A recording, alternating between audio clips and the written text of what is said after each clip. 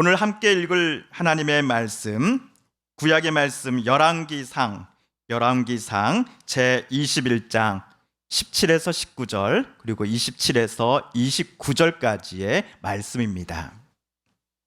여호와의 말씀이 디셉 사람 엘리야에게 임하여 이르시되 너는 일어나 내려가서 사마리아에 있는 이스라엘의 아합 왕을 만나라. 그가 나봇의 포도원을 차지하러 그리로 내려갔나니 너는 그에게 말하여 이르기를 여호와의 말씀이 내가 죽이고 또 빼앗았느냐고 하셨다 하고 또 그에게 이르기를 여호와의 말씀이 개들이 나봇의 피를 핥은 곳에서 개들이 내 피 곧 내 몸의 피도 핥으리라 하였다 하라. 아합이 이 모든 말씀을 들을 때에 그의 옷을 찢고 굵은 배로 몸을 동이고 금식하고 굵은 배에 누우며 또 풀이 죽어 다니더라. 여호와의 말씀이 디셉 사람 엘리야에게 임하여 이르시되 아합이 내 앞에서 겸비함을 내가 보느냐? 그가 내 앞에서 겸비함으로 내가 재앙을 저의 시대에는 내리지 아니하고 그 아들의 시대에야 그의 집에 재앙을 내리리라 하셨더라. 아멘.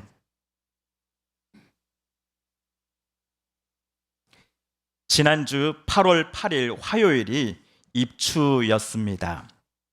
옛말에 입추부터는 밤에는 서늘한 바람이 불기 시작하니 입추가 지나서부터는 가을 채비를 슬슬 해야 한다라고 했습니다. 그래서일까요? 기분 탓인지는 몰라도 실제로 새벽과 저녁에는 피부에 닿는 이 공기가 조금은 선선해진 느낌입니다. 그런데 입추 다다음 날이 무슨 날이었습니까, 여러분? 말복이었죠. 여름이 지나고 가을에 접어들었음을 알리는 입추에서 이틀 지난 8월 10날 목요일이 삼복 중에서 마지막 날 말복이었습니다.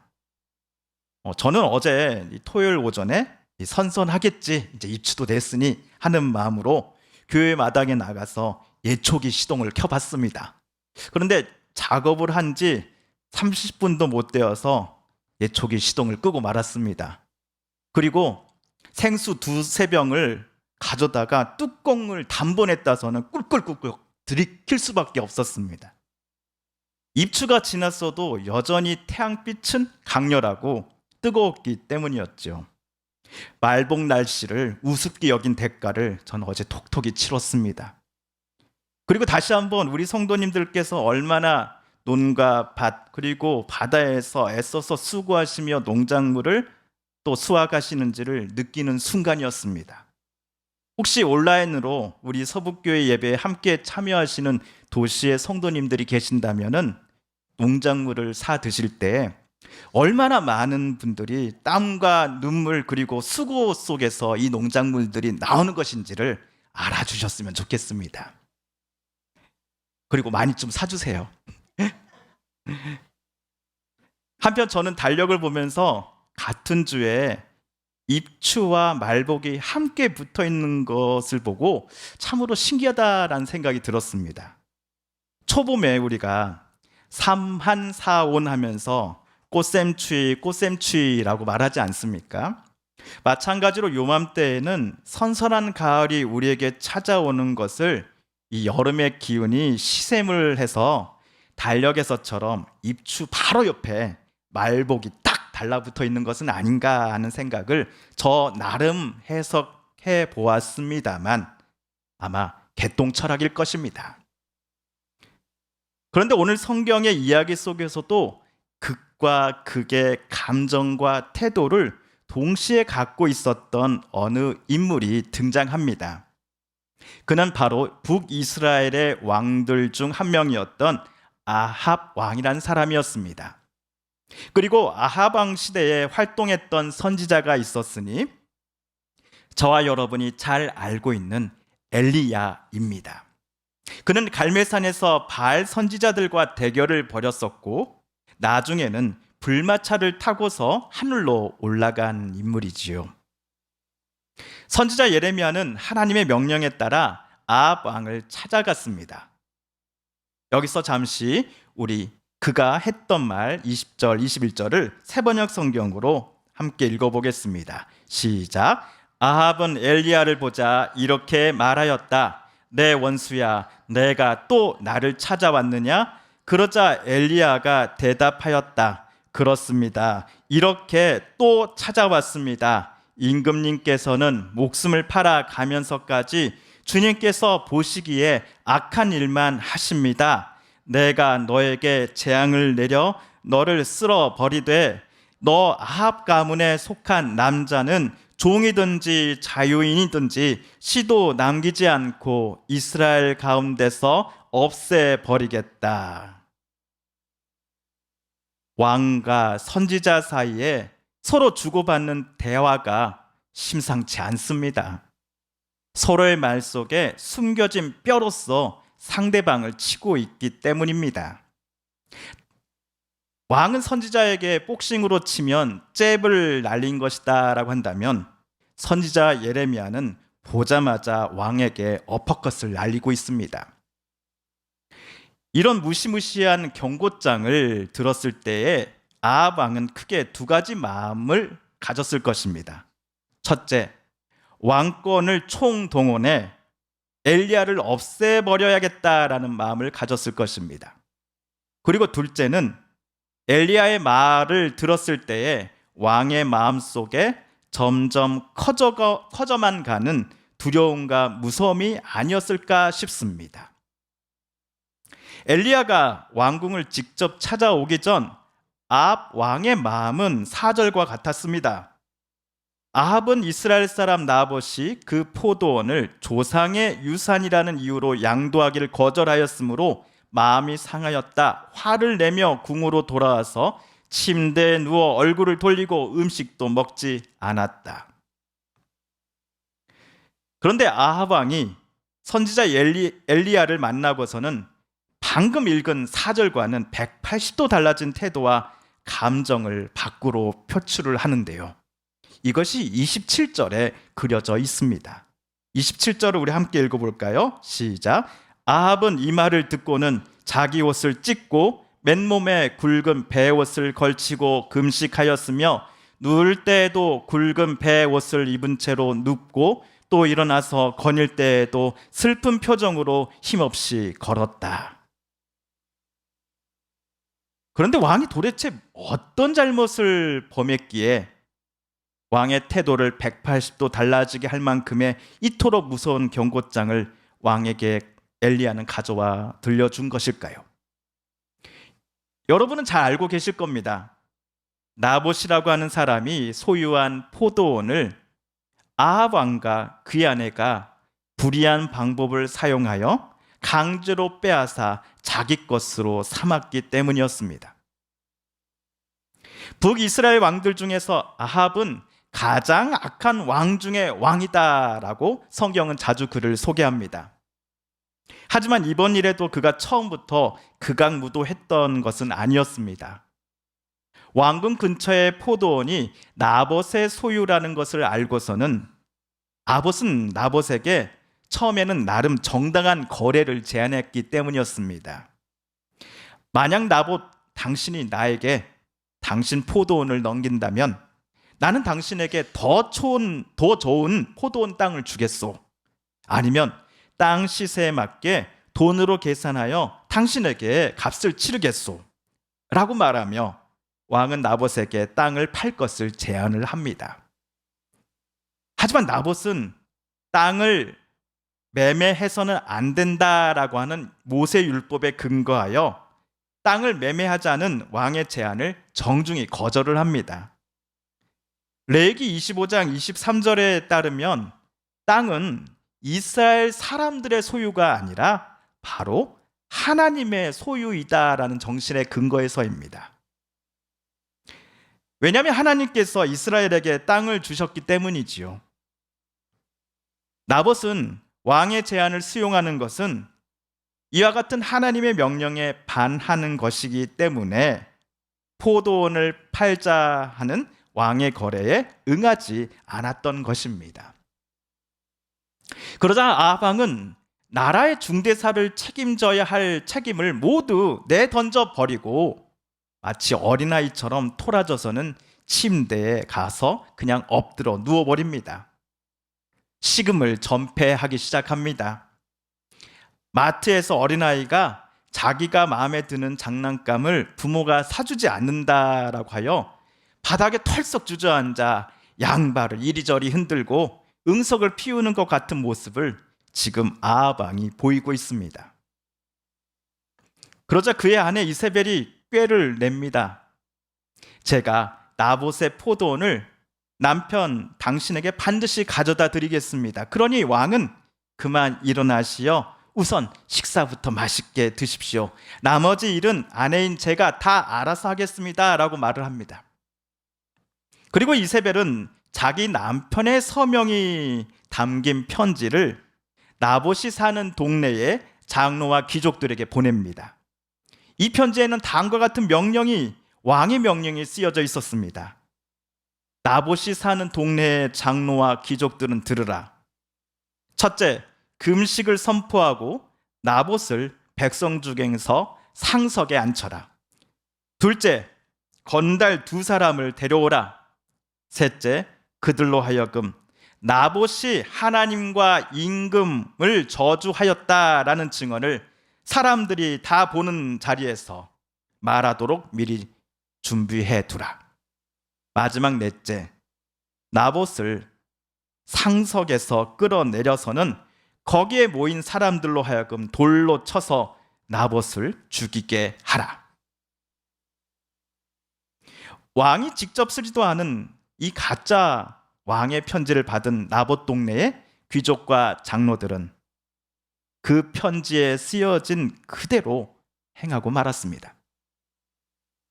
그러자 이세벨은 뻔뻔스럽게 남편인 왕을 찾아가 이렇게 말합니다. 왕이시여, 그만 일어나십시오. 돈을 주어도 당신에게 넘기지 않겠다고 하던 이스라엘 사람 나봇의 포도원을 이제 차지하십시오. 나봇은 살아있지 않습니다. 죽었습니다. 여러분, 이세벨과 아합, 이 2사람이 정당한 방법으로 나봇의 포도원을 얻은 것이 맞습니까? 절대로 아니지요. 또한 이세벨은 포도원의 원래 주인인 나봇이 하나님과 임금을 저주하고 모욕했다라는 이유로 그를 돌로 쳐서 죽이라고 명령했습니다. 하지만 하나님과 왕을 모욕한 사람은 나봇이 아니라 정작 이세벨 본인이 아닙니까? 이러한 전후 사정을 이세벨의 남편 아합 왕도 분명 알았을 것입니다. 이세벨로부터 우선 식사부터 하시지요 라는 말을 들은 다음 어제까지 잘 살아 있었던 나봇이 갑자기 죽었음에도 뭔가 이상한데 라는 생각이 전혀 들지 않았다고 아합이 말한다면 그것은 100% 거짓말일 것입니다. 왕의 권세를 이용해서 아내 이세벨이 공정하지 못한 방법으로서 남의 땅을 억지로 빼앗은 것을 아합도 분명히 알고 있었을 것입니다. 이세벨이 벌인 일이 남편이자 왕인 아합 본인은 물론이고 하나님을 모욕하고 저주한 것과 다름없습니다. 그럼에도 너무나 갖고 싶었던 그 땅이 자기 수중에 들어오게 되었다라는 것 때문에 방금까지만 하더라도 토라져 있고 시큰둥해 있었던 그의 얼굴에는 웃음기가 돌기 시작한 것입니다. 어쩌면 콧노래를 불렀을지도 모르겠습니다. 이런 아합 왕에게 하나님이 선지자 엘리야를 보내신 것입니다. 왕은 선지자를 보자마자 야 이놈의 내 원수야, 내가 또 나를 찾아왔냐? 오늘은 내가 기분이 너무나 좋은데 오늘은 또 어떤 쓴소리로 내 기분을 잡치고자 왔느냐라고 무섭게 쏘아붙인 것이죠. 이에 엘리야 선지자는 아합 왕에게 핵펀치를 날립니다. 22절, 23절은 제가 읽어보겠습니다. 내가 이스라엘 사람에게 죄를 짓게 해서 나를 분노하게 하였으니 내가 내 가문을 느밧의 아들 여로보암의 가문처럼 또 아히야의 아들 바사의 가문처럼 되게 하겠다. 주님께서는 또 이세벨을 두고서도 개들이 이스르엘 성 밖에서 이세벨의 죽음을 찢어 먹을 것이다 하고 말씀하셨습니다. 방금 제가 새 번역으로 읽은 메시지는 오늘 선지자 엘리야는 북이스라엘 왕 아합과 그의 부인 이세벨까지 두 사람 모두를 하나님께서 쓸어버리신다. 게다가 그들의 후손도 하나님께서 모두 쓸어버리시겠다라고 말하는 하나님의 경고장이었습니다. 이것을 하나님의 명을 받아 엘리야는 아합 왕을 직접 찾아가 그에게 똑똑히 들려주었던 것이지요. 그러자 아합 왕의 반응이 무엇인지 여러분 알고 계십니까? 혹시 여봐라, 저놈 엘리야를 당장 감옥에 가둬라, 그를 처형시켜라 라고 신하에게 소리쳤던 것일까요? 놀랍게도 아합 왕은 엘리야가 전한 하나님의 경고장을 듣고서는 맨 먼저 자기가 입고 있던 왕복을 찢기 시작합니다. 그리고 화려한 왕복 대신에 굵은 베옷을 대신 입습니다. 그리고 또다시 식음을 전폐합니다. 성경은 이때부터 아합의 얼굴에 슬픈 표정이 가득했다라고 묘사를 합니다. 왜 그의 얼굴에 슬픔이 가득했는지, 왜 그가 그런 행동을 했는지에 대해 하나님은 선지자 엘리야에게 이렇게 말씀을 해주시죠. 우리 29절을 함께 읽어볼까요? 시작. 너는 아합이 내 앞에서 겸손해진 것을 보았느냐? 그가 내 앞에서 겸손해졌기 때문에 나는 그가 살아있는 동안에는 그에게 재앙을 내리지 않고 그의 아들 때에 가서 그 가문에 재앙을 내리겠다. 저와 여러분이 가진 성경에는 겸손이라는 단어가 겸비함으로 쓰여져 있을 것입니다. 겸손, 겸비함 모두 같은 의미를 가진 단어인데 이것들을 우리는 또 다른 경외함으로 바꿨어도 무방할 것입니다. 국어사전에는 공경하면서도 동시에 두려워하다라고 경외하다라는 단어를 정의합니다.